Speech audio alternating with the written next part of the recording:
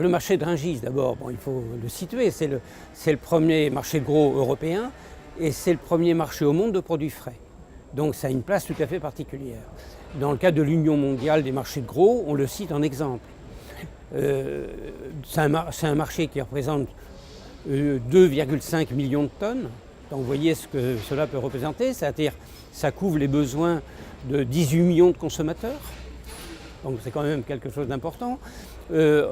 Un chiffre d'affaires de près de 9 milliards d'euros, c'est plus que le budget de la ville de Paris, pour situer une chose. Sa surface, c'est 234 hectares, c'est plus que la superficie de Monaco. Donc vous avez 1200 entreprises, 12 000 salariés, ce sont des chiffres très impressionnants. C'est-à-dire qu'en réalité, un organisme d'intérêt vital. C'est-à-dire en fait, on a une mission de service public en même temps, ce n'est pas uniquement du commerce, c'est aussi une mission de service public d'approvisionner la capitale. Donc c'est environ 12 millions que représente la région parisienne. Ça représente 65% à peu près de nos écoulements, 25% c'est la province et 10% l'exportation. Je crois qu'on est ouvert à toute forme de coopération et ce savoir-faire de Rungis, c'est le savoir-faire, un exemple du savoir-faire français, tout simplement. Et donc il est réfléchi, il est rationnel et il est exceptionnel dans la façon de l'appliquer puisque c'était créé au départ par le ministère de l'Agriculture, il fallait être exemplaire. Là, alors évidemment, il y a eu un premier temps. Le premier temps, ça a été la délocalisation des Halles de Paris sur Rungis. Donc la création d'un lieu unique où tous les grossistes de la région parisienne devaient se retrouver ici. Et compte tenu du grossissement de Paris et de cette orientation vers la gastronomie, ça a donné un choix d'excellence. Ensuite, il y a eu la segmentation entre la grande distribution qui a pris plutôt le tout venant, je dirais, qui a établi sur la base d'un cahier des charges, qui a raréfié, disons, l'offre au profit de la quantité. Ici, c'est tout l'inverse. On a la diversité et la qualité. Et ce repositionnement par rapport au marché local, tous les marchés de rue, le marché de plein vent, les restaurants, etc., ont poussé le marché vers la qualité et ça a été renforcé du fait d'avoir sorti les Halles de Paris.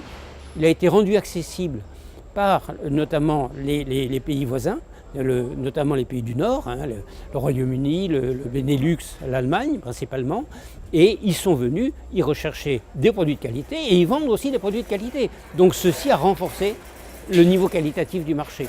Donc on est passé d'un marché de dégagement où la province envoyait autrefois le surplus dans les Halles de Paris à un marché de valorisation puisque la grande distribution a remplacé en fait le tout venant et c'est le marché de Rungis qui a porté le marché vers le haut. L'ouverture et la passion sont deux maîtres mots. Alors bien sûr les études sont nécessaires pour pouvoir arriver à ce que l'on souhaite. Mais c'est un accompagnement. Alors je crois que l'IEDGRA est intéressant parce qu'on pousse pour justement une évolution à la fois dans le prolongement des études, dans l'organisation des études, ça paraît tout à fait important, et en même temps garder cette ouverture d'esprit pour bien serrer les choses et bien s'engager ce pour quoi on se sent fait. Chacun a un peu sa chance, ses chances au cours de la vie. Et on les saisit, on ne les saisit pas. Alors il y a un problème de réactivité. Et ça, je crois que c'est aussi quelque chose d'important. C'est-à-dire si on est ouvert, et c'est pour ça que j'insiste beaucoup sur l'ouverture, parce que si vous êtes ouvert, vous voyez les choses. Or, on n'est pas obligé de les voir. Et pour les saisir, il faut d'abord les voir. Donc moi je dirais l'ouverture est nécessaire, la réactivité est nécessaire pour pouvoir réagir par rapport effectivement à des opportunités qui se présentent. Alors après, je dirais si on pense en termes de peur, on n'avance pas. C'est-à-dire que je crois qu'il faut au contraire risquer. La vie est un risque. Si vous refusez le risque, vous refusez de vivre. Donc moi je crois, et dans une entreprise, vous êtes obligé d'aller de l'avant. Alors après c'est le risque mesuré. C'est à chacun de savoir quelles sont ses propres limites. Et ça me paraît essentiel. Donc osons, je crois que c'est essentiel. Par contre, pas de façon démesurée, de façon rationnelle. Mais osons.